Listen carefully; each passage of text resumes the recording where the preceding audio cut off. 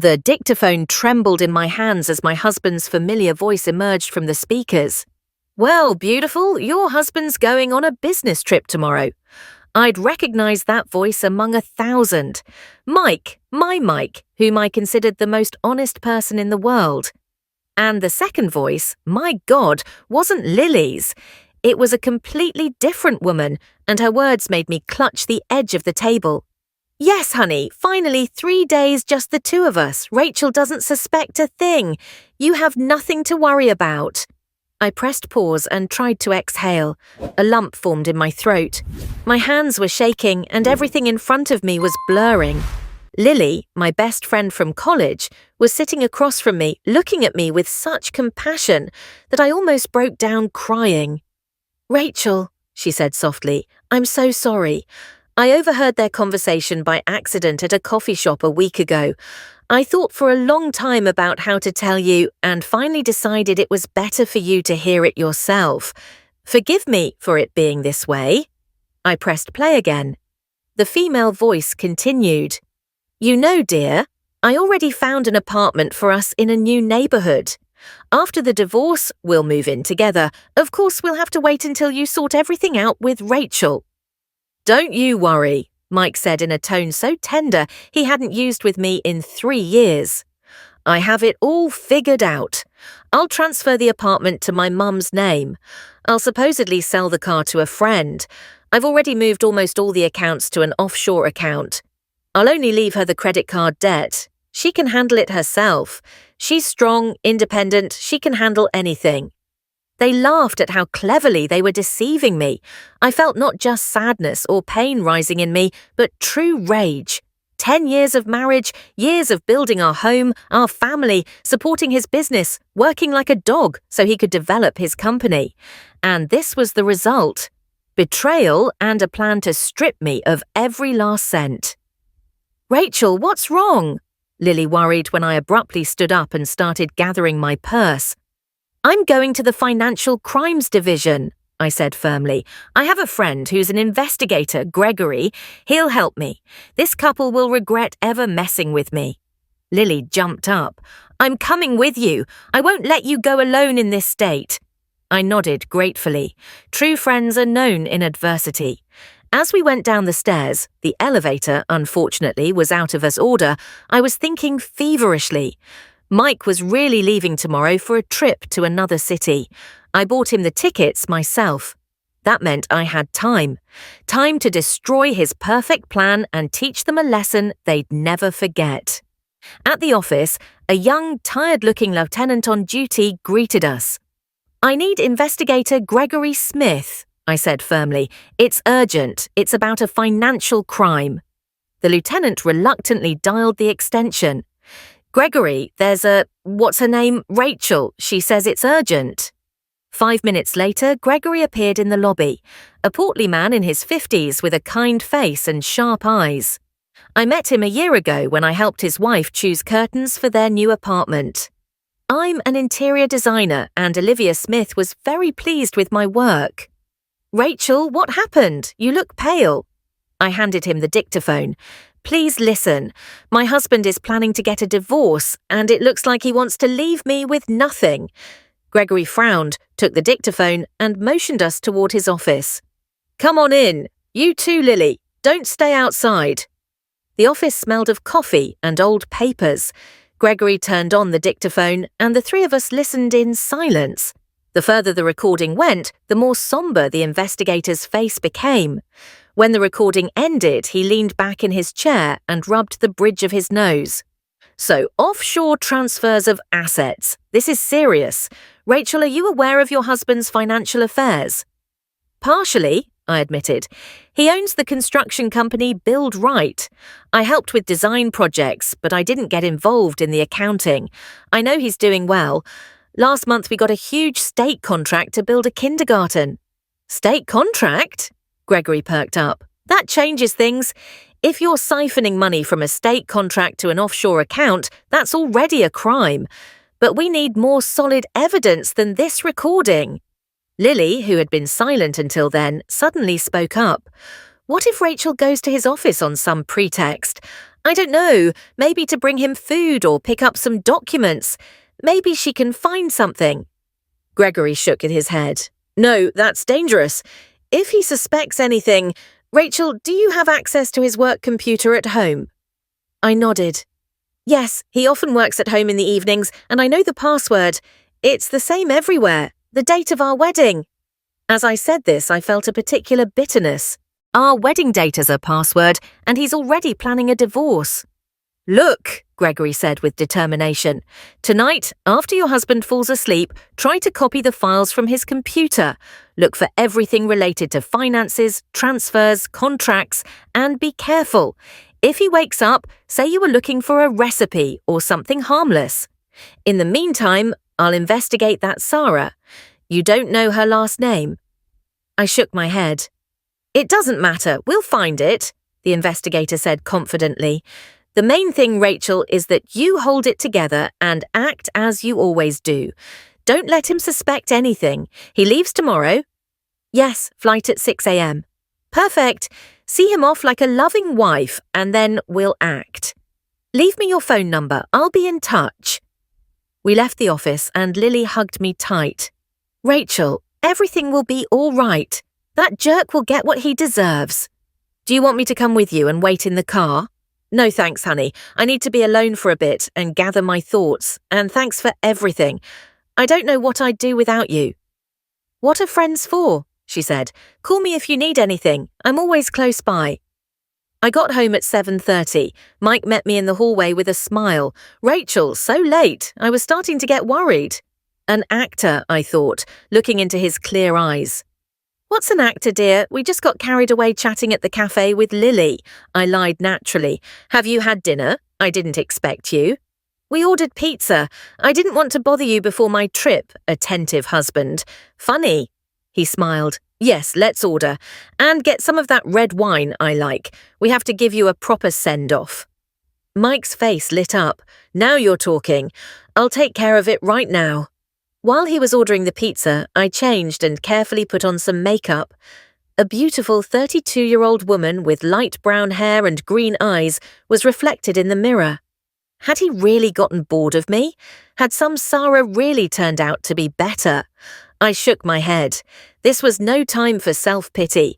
There was a more important matter than feeling sorry for myself. Dinner was surprisingly pleasant. Mike talked about his upcoming business trip, meetings with partners, new projects. I listened attentively, nodded, and laughed at his jokes. After the second glass of wine, he completely relaxed.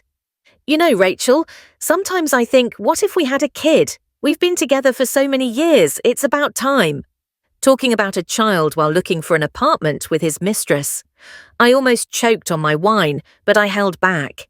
Let's discuss that when you get back from your trip. It's a serious decision. You're right, as always. He placed his hand on mine. I love you. You know that. I know, I whispered, looking into his eyes, and added in my mind, I know you're lying, you bastard. At 11, Mike started to yawn. Well, time for bed. I have to get up early tomorrow. I also feigned tiredness. You're right. Go ahead. I'll wash the dishes and then I'll head to bed. Leave them. You can wash them in the morning, he said, and went into the bedroom. I waited until his breathing became even from the bedroom. Mike always fell asleep quickly and deeply. This was to my advantage now. I tiptoed to his study and turned on his laptop. The password worked. The date of our wedding, February 15th, 2012. You damned romantic. The desktop was filled with files and folders. I plugged in the USB drive and started methodically copying everything that seemed important. Finances, contracts, transfers, personnel. The last folder particularly interested me, and I opened it and almost screamed. Photos, dozens of photos of Mike with a young blonde, at the beach, in a restaurant, in bed. So this is you, Sarah. Pretty, I have to admit. 25 no more. A model's body, a Barbie doll face. No wonder Mike fell for it. In one of the photos, they were standing in front of an office building, and I saw a sign, Sarah's Beauty Salon. So Sarah. It all fit. The copying took almost an hour.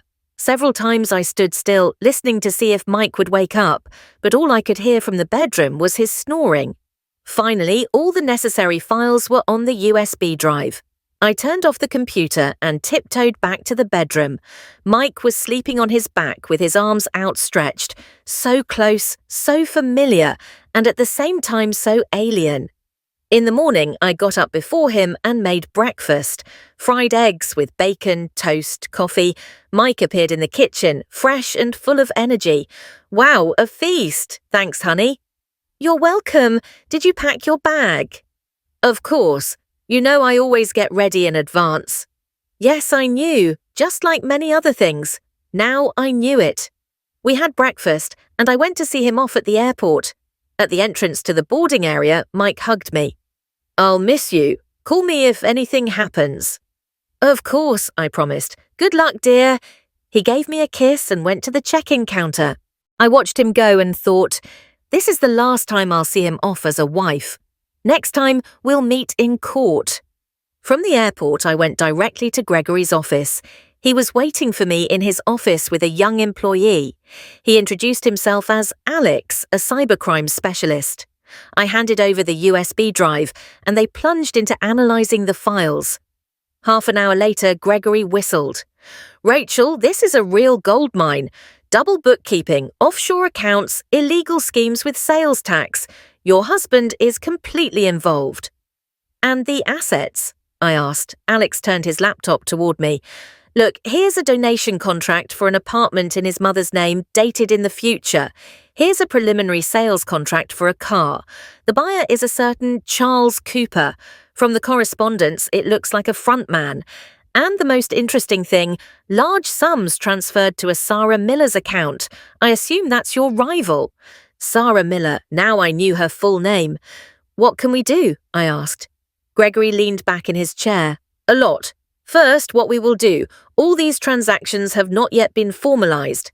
Second, we will file a request to investigate the financial activities of your husband's company. Third, do you want to put on a little show? I looked at him in surprise. A show? Yes, your husband thinks you don't know anything. We're going to play along. Alex, can you arrange for his phone to be tapped? Legally, I clarified. Of course, through the court, Gregory nodded. We have enough grounds.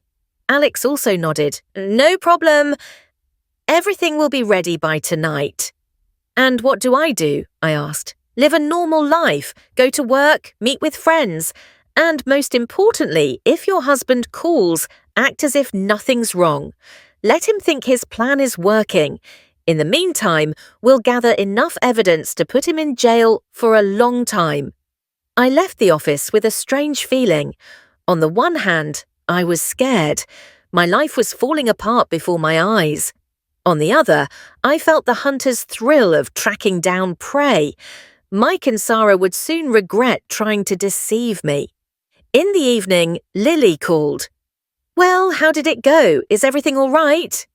The investigator says we have a good chance. I'm going to the beauty salon tomorrow. The salon? What for? I want to see that Sarah's beauty salon. I've heard of it. A very expensive salon. I went there once and almost went broke. Do you want me to come with you? Let's go. I'll meet you there at 2. The next day began with a call from Mike. Rachel, I got here safely. I've already met with the partners. There's a big dinner tonight. How are you? Everything's fine, dear. Working on a new project. Good girl. Well, I have to go. Kisses. Kisses, huh? How interesting. Are you also kissing Sarah on the phone now? I opened my laptop and focused on work. I had to finish the design project for a country house for a family. Lovely people, unlike some others. At 2, I met Lily at the entrance of Elasa's salon.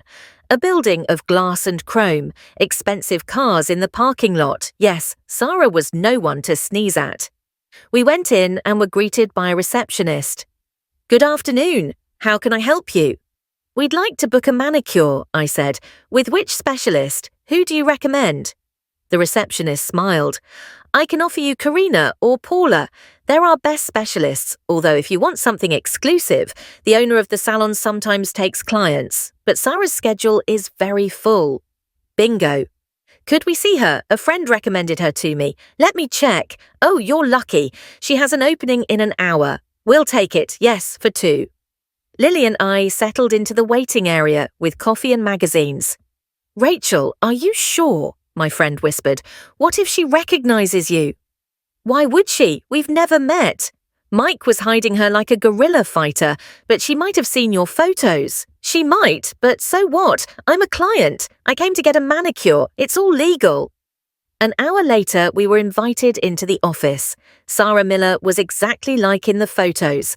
Young, beautiful, well-groomed, with platinum blonde hair, a perfect figure, and cold blue eyes. Good afternoon, ladies. Take a seat. What design would you like? Lily and I looked at each other. Something delicate, I said. Sarah nodded and got to work. She was a true professional, I had to admit. While she was working, I observed the office. Expensive furniture, paintings on the walls and on the desk. On the desk was a framed photo. Sarah with a man, but not Mike, a grey-haired gentleman in his 60s.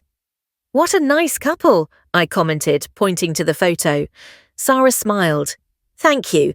That's my husband, Derek. He helped me open the salon. Her husband? I almost jumped out of my skin. So Sarah was married. How long have you been married? Lily asked through gritted teeth. 3 years now. Derek is a wonderful man, the owner of a chain of pharmacies. Yes, there's a big age difference, but that doesn't matter when you're in love. In love, right. And what about my husband then? Just a little fling. I bit my tongue to keep from saying too much. The rest of the procedure went by in small talk. Sarah turned out to be quite chatty. She talked about plans to expand the salon, a trip to Dubai, and the new car her husband gave her. A white Porsche Cayenne. A dream, not a car. As I was paying, I accidentally let slip. And my husband is always on business trips. He's in the city right now. Sarah didn't flinch. Yes, men are always travelling. Mine goes often too. You have to amuse yourself on your own. Friends, shopping, fitness and lovers, I added mentally. Outside, Lily sighed.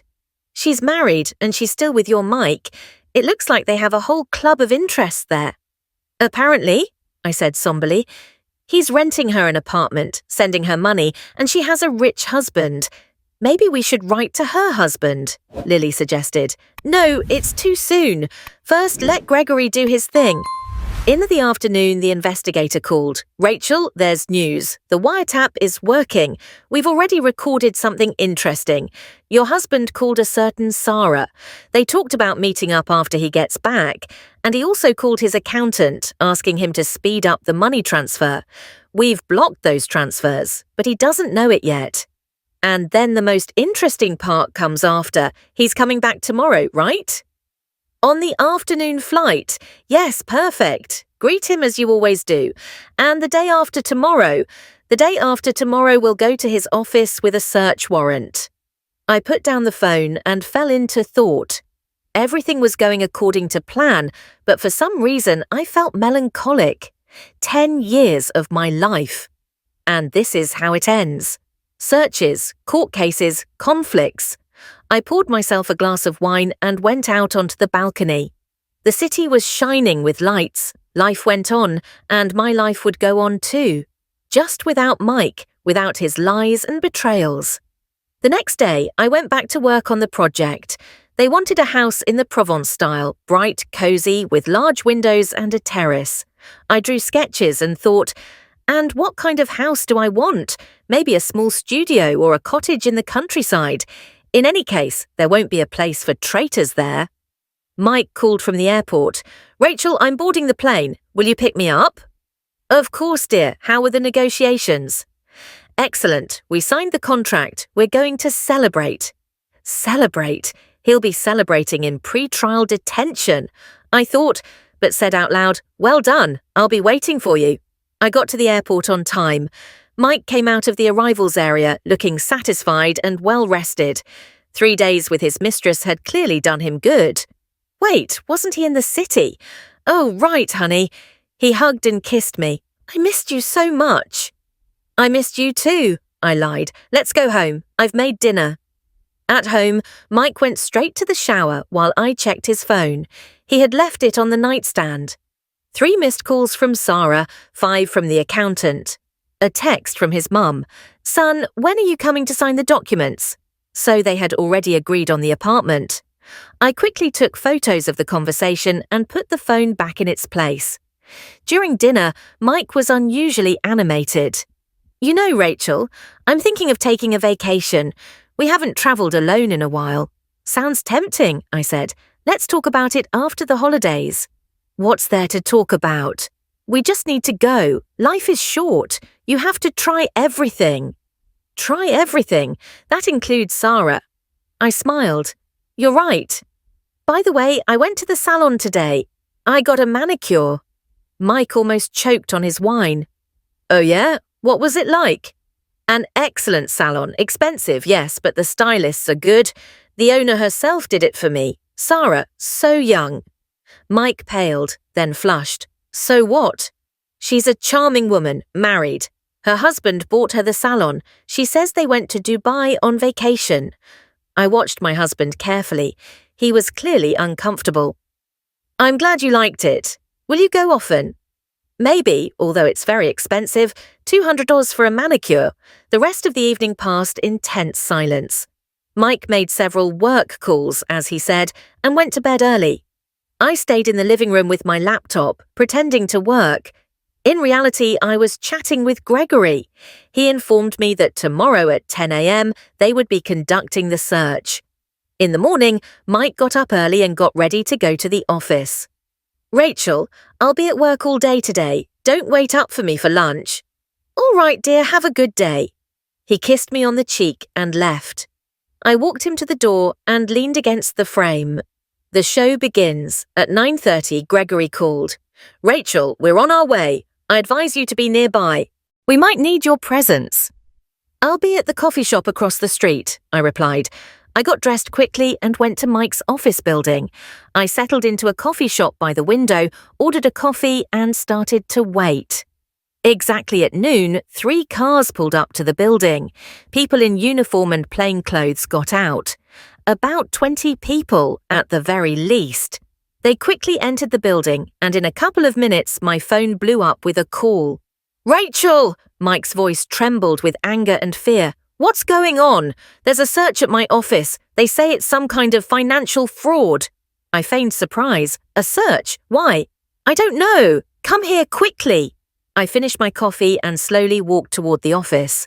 There was security at the entrance, but they let me through. Gregory had given them a heads up. Chaos reigned in the reception area. Employees were whispering to each other. Mike's secretary was sobbing loudly, and loud voices could be heard from the offices. I went in and saw a perfect picture. Mike was sitting on the couch, pale as a sheet. Next to him was a lawyer he had apparently managed to call. The investigators were methodically searching through documents, computers, and folders. Gregory was directing the process. "We'll take this too, and this, and what's in this safe? Rachel!" Mike jumped up when he saw me. "Tell them it's a misunderstanding." I walked over and took his hand. "Mike, what's going on? What are they accusing you of?" Gregory turned to me. "Rachel, you are the suspect's wife." "Yes," I nodded. "Your husband is suspected of tax evasion, offshore transfers, and fraud with government contracts." "That's a lie," Mike yelled. "I'm an honest businessman." "The investigation will determine that," Gregory replied calmly. "Mike, please open the safe." "I don't have to." "Yes, you do. We have a court order. Either you open it or we will." Mike looked at the lawyer, who nodded. With a heavy heart, he walked to the safe and entered the code. Inside were stacks of money, some documents, and a USB drive. "What's this?" an investigator asked. "Work files," Mike mumbled. "We'll check." At that moment, the door burst open, and Sarah rushed in a tight-fitting dress, high heels, and a Chanel bag. "Mike, what's going on? They called and said there was a search." She stopped when she saw me. "And who are you?" "I'm Mike's wife," I said calmly. "Rachel. And you? Forgive me, but who are you?" Sarah was stunned but quickly regained her composure. "I'm a business partner of Mike's, Sarah Miller, the owner of the salon." "Oh, so you're the one who did my manicure yesterday," I exclaimed. "What a small world, and I didn't know you worked with my husband." Mike paled. Sarah opened her mouth and then closed it. Gregory watched the scene with interest. "Sarah, what a coincidence. We have a few questions for you too. In the last 6 months, you have received large sums from the Buildrite Company. Can you explain what that money is for?" "It's payment for a design project," Sarah exclaimed. "Mike commissioned me to design the new office." "An office design for 15,000? The investigator raised an eyebrow. "That must be a very nice office. Do you have a contract, sketches, a budget?" Sarah looked at Mike in confusion. He remained silent, clenching his teeth. The documents are at the salon," she mumbled. "Perfect. You'll come with us to get them." Gregory nodded, motioning to an employee. "Please escort her. Mike! Sarah!" She ran to my husband. "Shut up, you fool!" he roared. "Lawyer, do something!" The lawyer shrugged. "Mike, I advise you to cooperate with the investigation. It's in your best interest." Then Sarah's phone rang. She answered automatically. "Yes, Derek? What?" "No, I'm in the city at a friend's house." "A search?" Her face went as white as chalk. Yes, I'm coming," she mumbled, dropping the phone. "They're searching our house too. Derek is furious." Mike jumped up. "This is all a setup. Competitors, they want to destroy me." "Mike," Gregory said tiredly, "calm down. The more you yell, the worse it will be for you. Let's go to the police station. We'll discuss everything calmly there. I'm not going without a lawyer. Please take your lawyer. Rachel," he turned to me, "you'll have to come with us too. We'll need your statement." "Of course," I nodded. "Mike, don't worry. If you're not guilty, everything will be cleared up." He looked at me with so much hatred that I involuntarily recoiled. "You set this whole thing up." "I'm surprised," I said. "Mike, what are you talking about? How could I have planned this?" "I don't know, but I feel it. You went to her salon on purpose." "Mike, that's enough," the lawyer intervened. "You might say something you'll regret. Rachel, wait for your husband at home. I'll keep you informed." I obediently nodded and left the office. In the waiting room, employees were still clustered together. When they saw me, they stepped aside, looking at me with pity and curiosity. Lily was waiting for me outside. I had texted her when the show started. "Well," she pounced on me, "they took Sarah too. It turns out she's married and her husband's house was searched too. Wow, what an unexpected turn of events." "Let's go to my place," I requested. "I don't want to be home alone." We went, and I told my friend all the details. Lily listened with her mouth agape. "Rachel, this is a ready-made script for a TV show, so what now?" "Now we wait. Gregory said the case is serious. Mike is facing a possible sentence, and I'm getting a divorce and hoping for a fair division of assets." Although after all his schemes, there probably wasn't much left to divide. In the evening, the lawyer called. "Rachel, your husband will remain in custody for now. Tomorrow, the court will decide on his pre-trial release. I'm afraid the news isn't encouraging. The investigation has solid evidence. In the worst case, he could face up to 10 years. But if he cooperates, admits his guilt, and compensates for the damages, he could get a suspended sentence." I thanked him and hung up. 10 years. Mike could spend 10 years in prison. Strangely, I felt neither joy nor satisfaction, just emptiness and relief. It was all over. The lies, the fears, the doubts, it was all behind me. I went to court the next day. The room was full. In addition to relatives, there were journalists. The case promised to be a media sensation, a well-known businessman, government contracts, a mistress. They brought Mike in handcuffs. In a single night, he had become haggard with shadows under his eyes. When he saw me, he flinched. The judge read the charges. The list was impressive, from simple tax evasion to bribes on state contracts. The prosecutor requested an arrest, the lawyer a travel ban. "Considering the seriousness of the charges and the risk of concealing evidence," the judge said, "the pre-trial detention measure is maintained." They led Mike away. When I left the courtroom, I ran into his mother. Cindy, always so majestic and arrogant, now looked pathetic, dishevelled and tearful. "This is all your fault," she attacked me. You ruined my son. Cindy, I'm not to blame that your son is a thief and a fraudster. How dare you? He wanted what was best for you. What was best was for his mistress. He was going to leave me with debts. You knew about Sarah, didn't you? And about the apartment he was transferring to your name. Cindy paled. I didn't know anything. Yes, you did. And now you'll have to return those assets, so get ready. I walked past her and went out onto the street. Lily was waiting for me at the entrance. Well? Arrested. Now we wait for the trial. Let's get coffee. You look green. At the coffee shop, I finally let the tears flow. I cried for a long time, leaning on Lily's shoulder. I wasn't crying for Mike, but for my shattered life, for the 10 wasted years. Rachel, that's enough, my friend stroked my head. You're brave, you're strong, everything will be all right, you'll see. The next few weeks were busy. I filed for divorce and hired a good lawyer for the division of assets. It turned out that Mike had accumulated tens of millions in debt. He took out loans for the company using our joint assets as collateral. Fortunately, we managed to get the apartment back. The donation contract was declared void. We also got the car back, but there was almost no money left in the accounts. Mike had transferred most of it. Sarah also suffered. Her husband, upon learning of the affair, filed for divorce and kicked her out of the house. The salon was confiscated as illegally obtained property. I saw her once in the courthouse hallway. The former beauty looked like a beaten dog. When our eyes met, she quickly looked away. The trial against Mike was 3 months later. I went as a witness.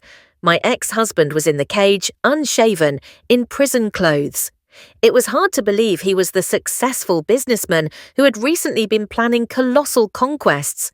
The sentence, 7 years in a general regime prison. It could have been worse, but the lawyer did his job, and Mike eventually admitted his guilt and accepted a plea deal. As they were leading him away, he looked at me. There was no hatred in his eyes, only tiredness, and something that looked like remorse. But it was too late. After the trial, Gregory came up to me. Rachel, you're amazing. Not every woman would dare to take such a step. Thank you for everything. Without you, I couldn't have done it.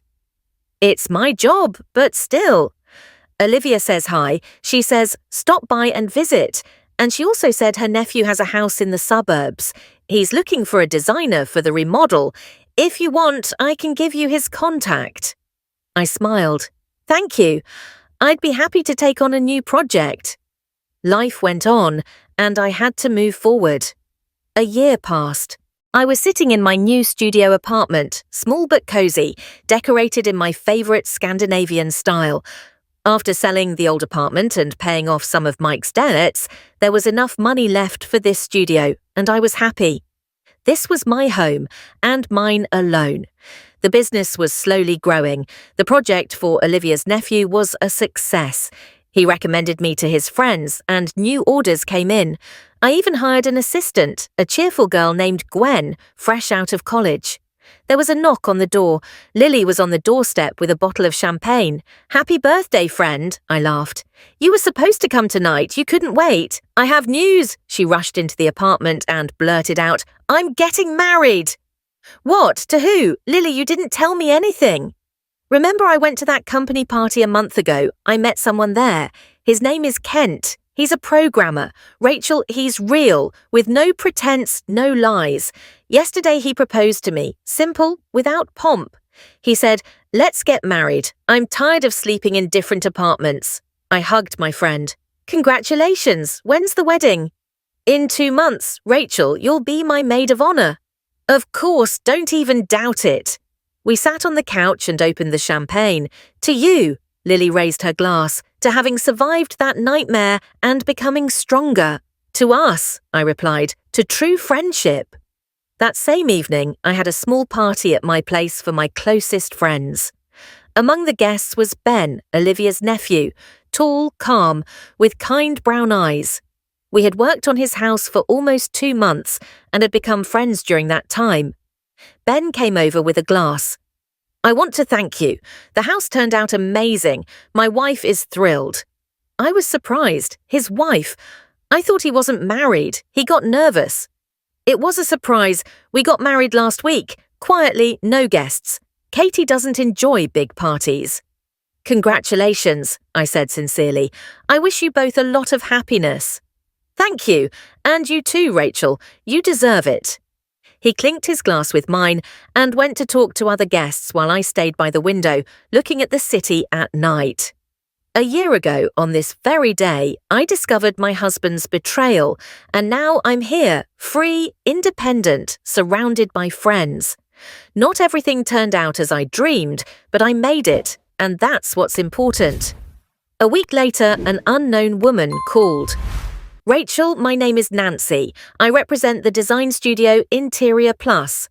We've seen your work and would like to offer you a collaboration. Could you come to our office for a meeting? The studio was large, 3 floors in a business centre, about 30 people. Nancy, the director, a woman in her 40s with an intelligent look, got straight to the point. Rachel, I saw your project. It's exactly what we need. A fresh perspective, original solutions. We'd like to offer you the position of lead designer with a salary of… She named a figure that took my breath away, plus a percentage of the projects. What do you say? I thought about it. On one hand, it was a great opportunity. On the other, I was just starting to build my own business. Can I think about it for a couple of days? Of course, but don't take too long. There are few good specialists and many interested people. In the evening, I discussed it with Lily and Gwen. Take it, my assistant insisted, that money and the experience you'll gain. And your independence, Lily objected. You always dreamed of your own business. I can combine them, I mused aloud, a main job at the studio and my own projects on nights and weekends. You'll be exhausted, my friend shook her head, but I'll earn enough for my dream, my own big studio. In the end, I accepted and didn't regret it. Working in a large studio gave me invaluable experience, large-scale projects, well-known clients, new technologies, and most importantly, I met incredible people. My colleagues became a second family. I became especially good friends with Catherine, the studio's art director. She was 35, divorced, and raising her 7-year-old son, Justin. You know, she told me one day at lunch, I understand you. I also went through a divorce. My husband left me for his secretary. Tragically banal. And how did you get over it? By working. I worked like crazy so I wouldn't think, and one day I woke up and realised I'm happy without him. It's that simple. Another half a year passed. Lily's wedding was joyful and touching.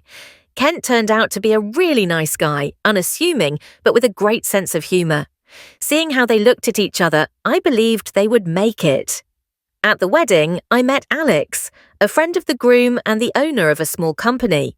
Nothing special. We just talked at the table, laughed at the games, and danced a couple of times. He wasn't a heartthrob, an ordinary face, light brown hair, glasses, but his eyes. When he laughed, funny sparks appeared in them. Can I have your number? He asked at the end of the night. I'd like to get to know you better. I gave it to him. Why not? He called 2 days later. Rachel, do you want to go to the theatre? I have an extra ticket. Extra? I bought 2 hoping you'd say yes, he confessed honestly. I accepted. The play was wonderful. Afterward, we walked around the city at night for a long time, talking about everything. Alex turned out to be well-read and interesting, and most importantly, he knew how to listen. You know, he said as he walked me home, I'm glad I met you. It's been a long time since I've met such a genuine person. We started dating slowly, without a wild passion. Just 2 adults enjoying being together, theatres, exhibitions, walks in the park.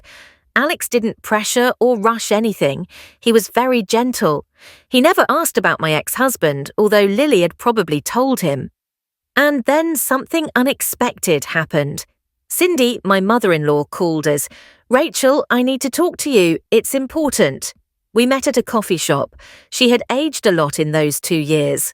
Grey hair, wrinkles, dull eyes. Mike is in the hospital, she said without preamble. The doctors say he needs surgery and I don't have the money. I spent everything on lawyers. Plus, I sold the apartment to pay off debts. I was silent. What do you say to that? Rachel, Cindy leaned forward. I know you haven't forgiven him, and good for you, he's to blame, but he's not a stranger. We lived together for 10 years. Cindy, what do you want from me? Help, not for me, for him. I know it's presumptuous of me, but there's no one else to ask. That girl Sarah disappeared a long time ago. Friends turned away. It's just you and me. I looked at this defeated woman and didn't know what to feel. Anger, compassion, indifference. How much is needed? I asked. She named a large but not exorbitant amount. I had that money. I'll think about it, I said, getting up. I'll call you tomorrow. At home, I sat on the balcony for a long time, staring into the darkness. Help someone who wanted to rob me, who betrayed, deceived, and almost destroyed me. On the other hand, it was a matter of life and death. Besides, by helping him, I would be helping myself, so I wouldn't torment myself later. I could have saved him and didn't. The next morning, I called Cindy. I'll pay for the surgery, but this is the last thing I'm doing for your son. Don't call me again. Thank you, she whispered. Thank you, Rachel. You're a saint. I'm not a saint. I just don't want someone's death on my conscience, not even his. Alex, to whom I told the story, shook his head. You're incredible. Few people would do the same. Stupid, not incredible, I replied. No, he took my hand. Good, and I'm so glad you're in my life. The surgery was a success. Mike survived, but he couldn't go back to prison. He was given a disability and released for health reasons. I found this out from acquaintances. I no longer cared about his fate. That chapter was closed, and life went on. The studio was thriving, and I became a co-owner. Nancy offered me to buy the share of a partner who was retiring. My dream of having my own big business I put on hold, so I didn't compete with myself. A year after we met, Alex and I moved in together. No pretense. He just started staying at my place more and more often, and at one point we decided, it's silly to pay for 2 apartments, we said in unison. We rented a nice 3-bedroom apartment and fixed it up together. It turned out that we got along perfectly. We both liked quiet order and long talks.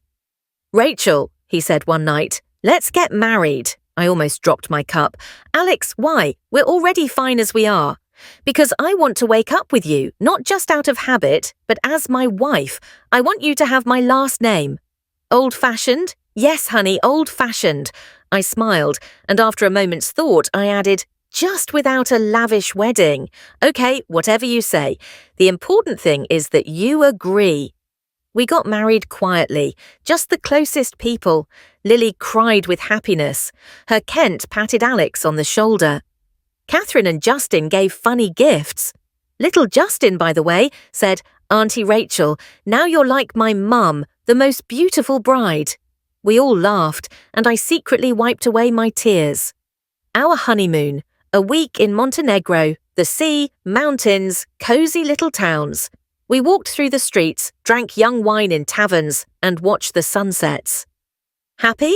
Alex asked, hugging me on the balcony of our room. Very, I replied.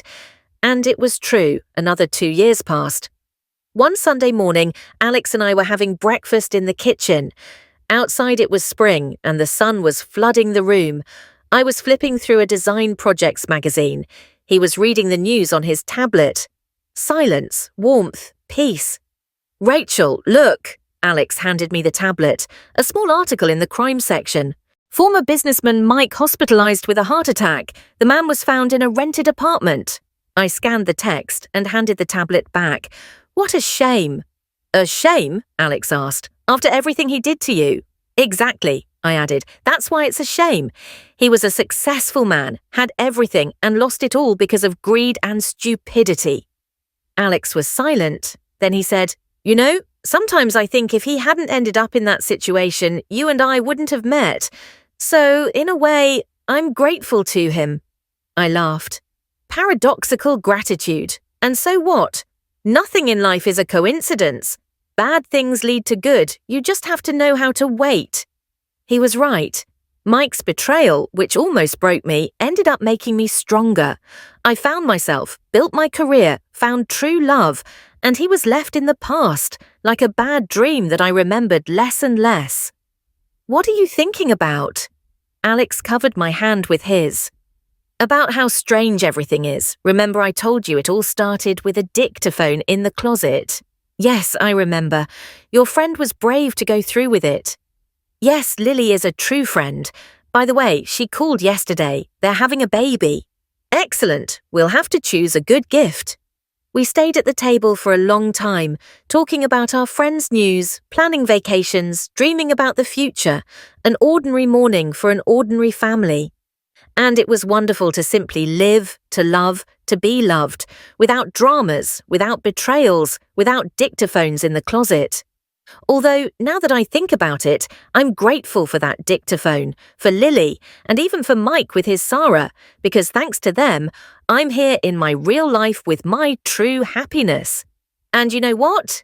It was worth it. All those tears, pain and fears, it was all worth it to wake up one day and understand. I'm home. I'm in my place.